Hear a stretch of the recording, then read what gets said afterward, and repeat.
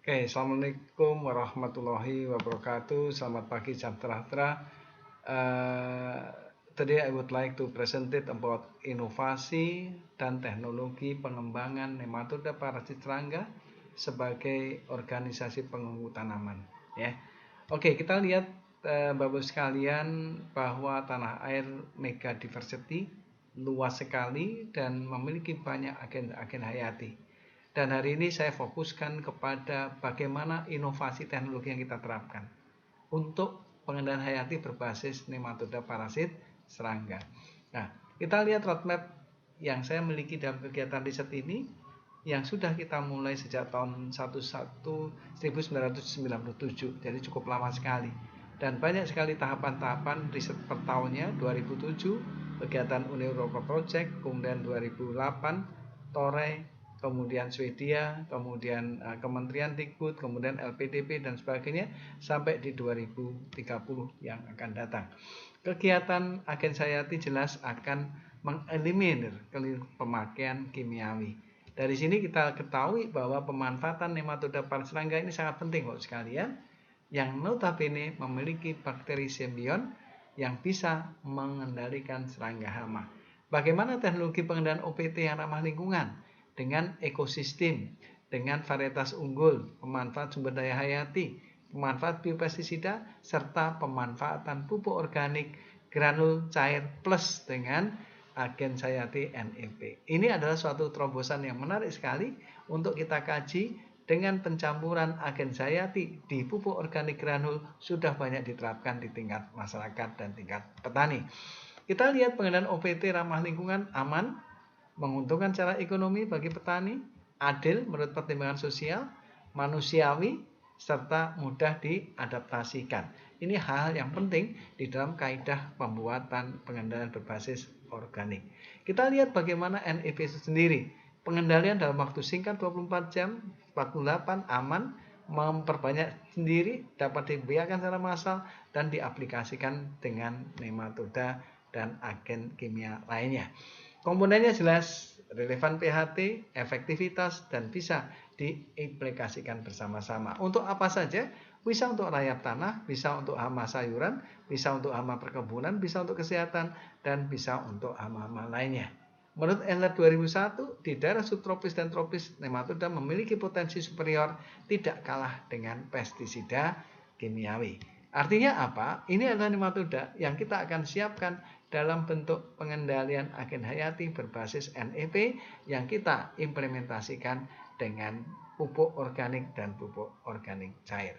Ini adalah pola-pola serangannya yang Bapak Ibu sudah ketahui, bagaimana mengendalikan dalam waktu singkat, bagaimana efektivitasnya di lapangan, dan bagaimana kita bisa mendeteksi jenis-jenis nematoda. Ada dua, Heteraptritis dan Strenema.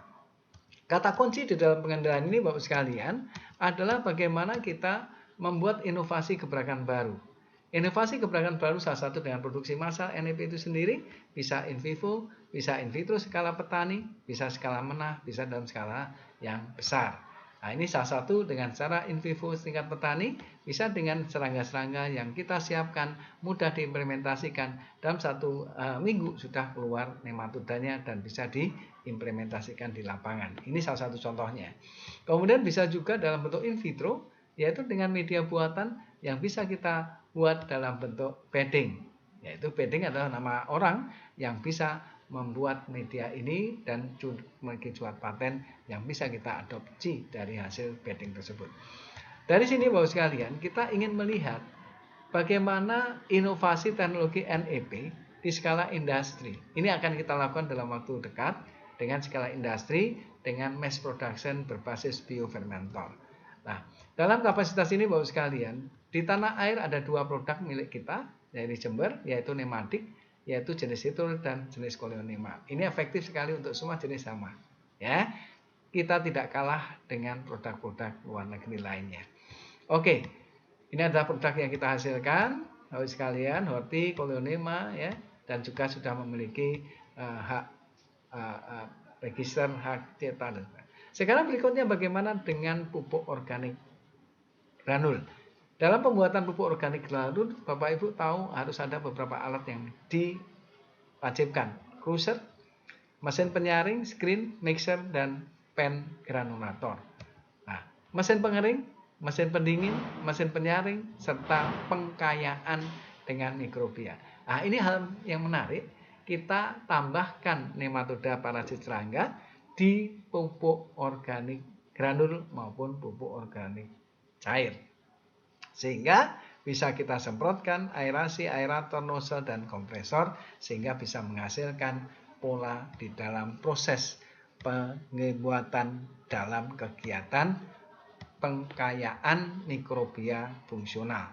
Pengkayaan mikrobia fungsional harus mengikuti Permen TAN 2008 tahun 2009 dengan penyemprotan pupuk organik disemprotkan makhluk hidup, maka proses dilakukan secara hati-hati agar makhluk hidup tidak mati. Nah, ini kata kuncinya Bu sekalian.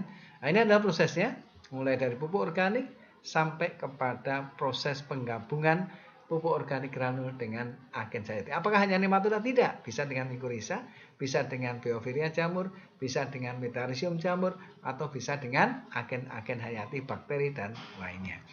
Ini adalah pen regulatornya yang bisa berputar. Kemudian ini ayakannya dan ini adalah proses untuk penghancuran atau crusher. Ini alat-alat sederhana yang bisa kita buat sendiri ya dan bisa menghasilkan dalam kapasitas pupuk seperti ini. Ini hasil pupuk yang dihasilkan, di dalamnya ada agen hayatinya.